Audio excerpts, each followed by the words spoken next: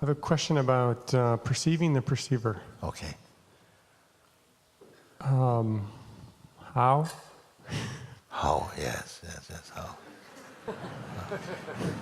Let's go back a little bit before we come to this question, no? How we arrive at this question.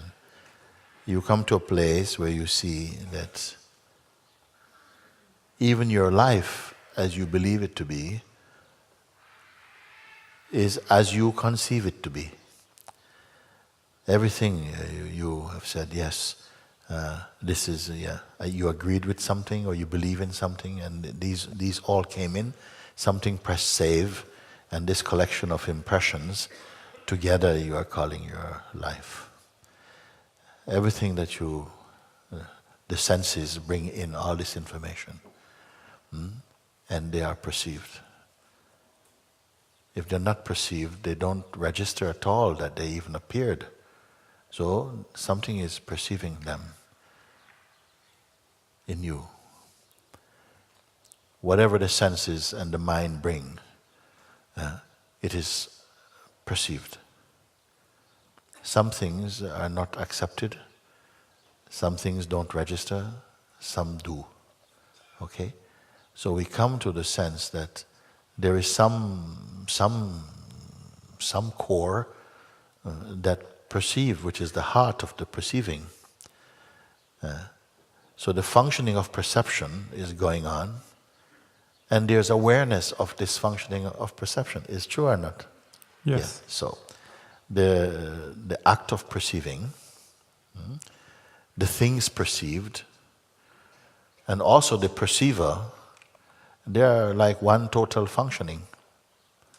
So this total functioning of perception, of the senses, the mind, projection, the functioning of memory, imaginative powers, intellect, all of these, they are perceived.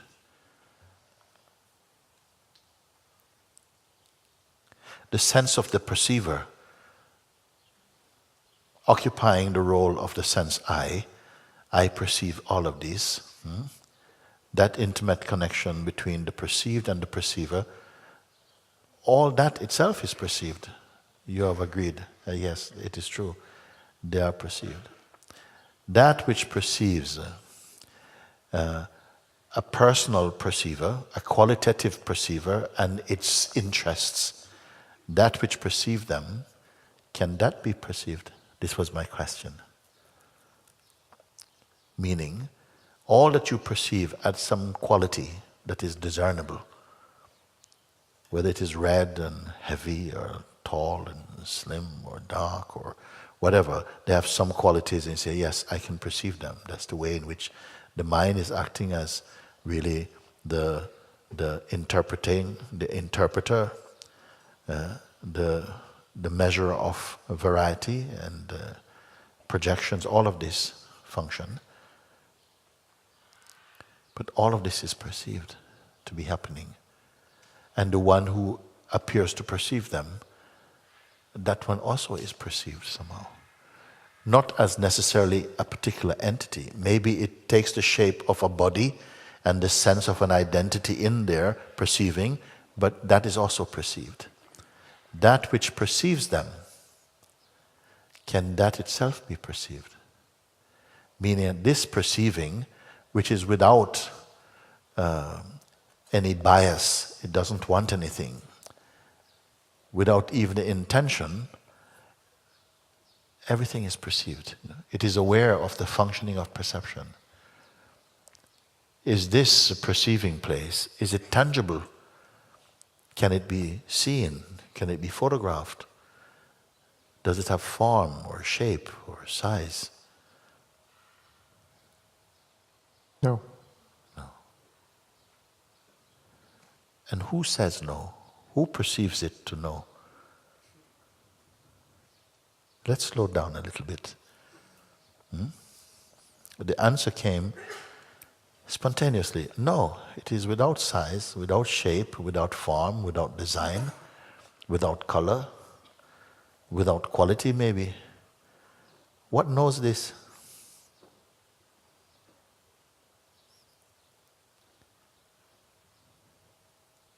Another perceiver? What knows it? You didn't even have to think about it. You said no.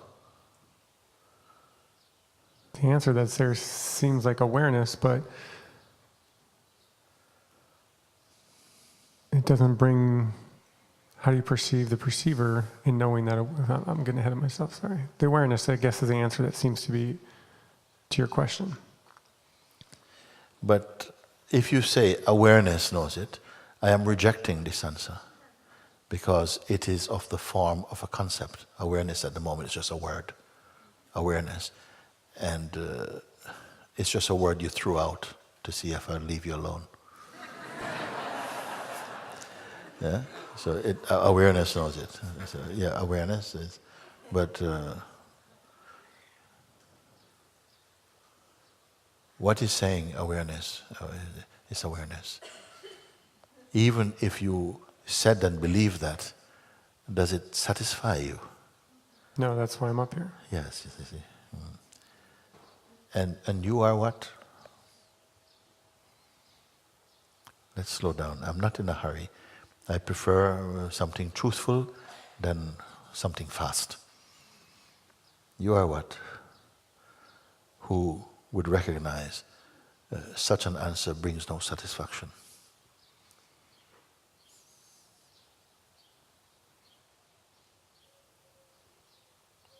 Don't imagine. I'm just hearing all the thoughts, and I'm knowing none of those thoughts are the answer. Slow down a little bit. Say again. I'm hearing all the thoughts. You're hearing, perceiving all the thoughts. Yep, and I know that none of those thoughts are the answer. You know that none of the thoughts that come is the answer. Because any conceptual or mental answer will not satisfy. It will not satisfy. Even the question, who am I, cannot be satisfied by an intellectual, theoretical, or mental answer. If it cannot be answered in this way, what is the purpose of the question then? There must be something more profound than an intellectual answer. It's not university.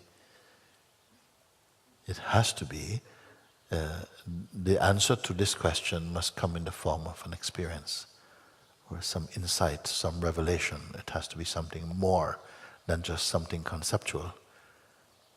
If it's merely conceptual, something is going to accept or refuse it. What is this something? The thoughts, the mind. Again, these are words.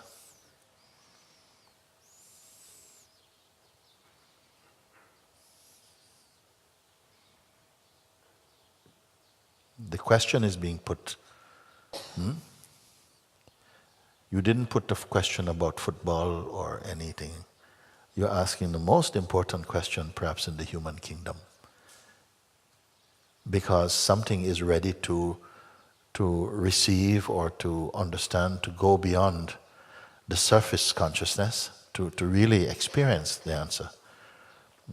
A mere conceptual answer will not satisfy. And you know it also, it won't satisfy. You see? Because you reminded me of a question I put to you. Can the perceiver be perceived, you see? The perceiver is that in which all that is possible, that is sensationally or sensorially possible to perceive, is caught in the net of perception, you know. Sometimes I've asked you, are you yourself an object in front of the lens of perception, or are you behind the lens of perception? And if so, as what? Or are you both that which is appearing in front of the lens of perception, and simultaneously you're also behind it? What do you see?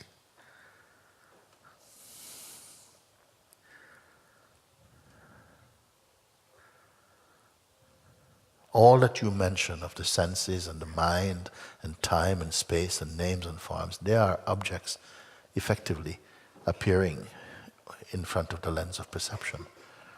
Who is the perceiver of them? What is it?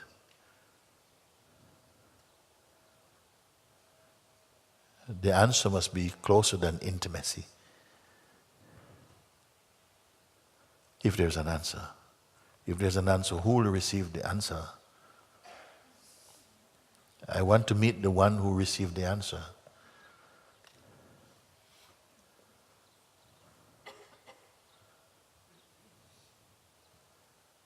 And perhaps the answer that kills every question.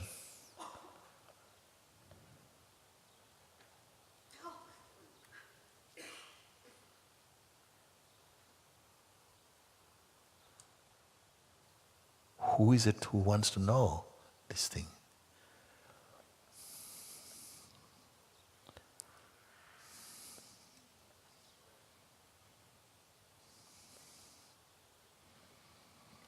I feel like it's my mind.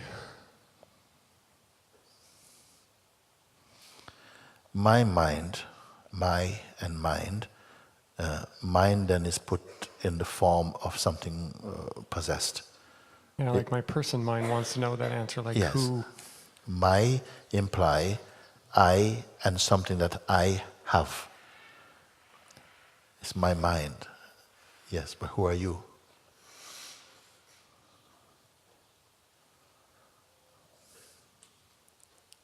You can watch mind also.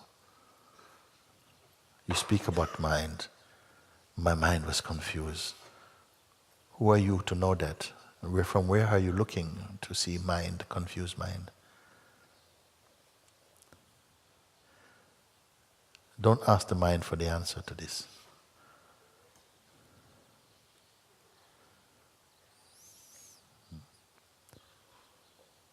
You see, the fact goes in front of the exploration actually. The fact is already stated. It is seen. If it is seen, my simple question, who is the seer? And any answer you give is presenting another form, another name, which is also something perceivable. It is, I won't accept it as the seer. Who is the seer?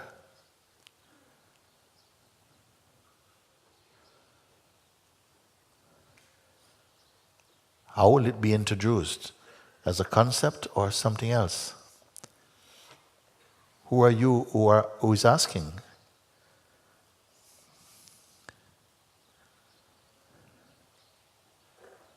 So in that last question, you're saying that it's definitely not my mind who's asking. Huh? In that last question, Yes. you're stating in another way that it's not my mind who is asking. Well, perhaps it is your mind is asking. Maybe the mind is asking.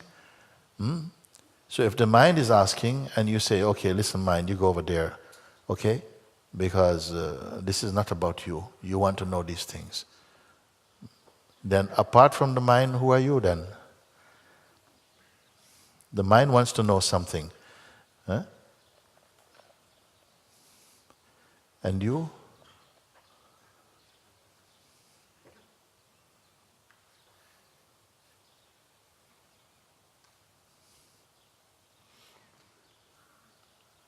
In your statement, you are not implying that you are the mind. Say, maybe it's my mind who wants to know. You've passed it on.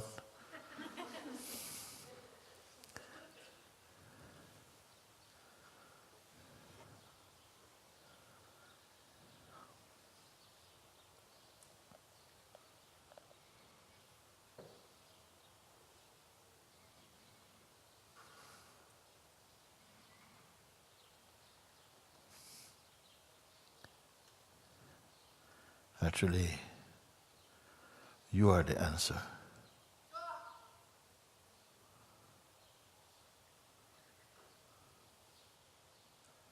You without you.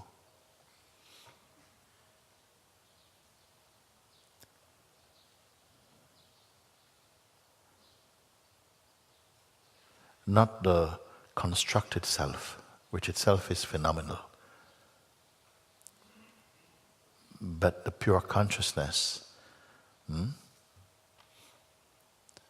beyond the concept of pure consciousness, if you follow me. I hope you do.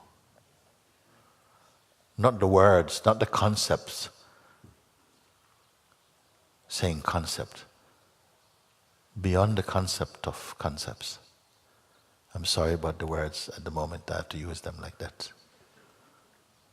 It is simpler and simpler. The language itself is really to support duality. It finds it extraordinarily difficult to point to the single thing which is beyond duality. This is why it seems difficult. It is you, but not the you that is a psychological entity. It is you as the pure, supreme consciousness. It is the perceiver, you see. I didn't want to give this answer. I wanted to hear it. Can the perceiver be perceived? Why this question? Why this question? Every retreat I've been to, you always touch on it, and I've pondered on it before, but it always seems to go in the background. Like, Yes, why? Why do I stop thinking about it? Why do I? yes. Let's try again. Can the perceiver be perceived? First, you must come to a certain understanding that the perceiver is necessary. It must necessarily be there for the act of perception to register. The perceiver must be there. The sense of a perceiver must be there. Who agrees this is worth keeping, this is worth discarding. This registers, this does not register. This is, I am happy, I am not happy. You see, that perceiver who is interested in what it perceives, can be said that that perceiver also shares in the quality of the things it wants or likes. It is not the ultimate perceiver. Do we get this far? Yeah. So if this is knowable, if this, what I said, is knowable, it implies a deeper space in which there's perceiving, a wider perceiving, less personal or impersonal, in which the sense of a personal perceiver connected with the perceiver's world is itself seen. In this deeper space of perceiving, you see. Who is there as perceiver? Can the perceiver, this perceiving, is it done by something that is tangible? Can this perceiver be like the character at the end of the yellow brick road, where finally the curtain is pulled and there's a little man, ah. Can the perceiver be something like that? Can it be a form discovered as you? Then if I say, it is you who is behind all of this, then who am I who see you behind all of this? Immediately this one would also become another phenomenon on the screen of all phenomenality, and I am the witness of them. If I am the witness of them, can I witness myself? I gave example before.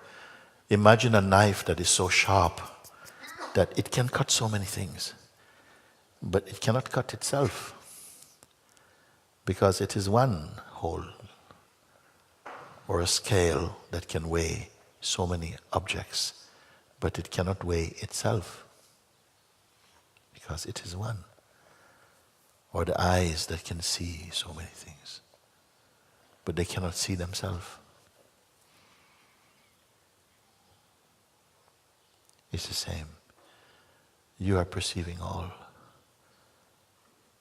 but yourself you cannot see.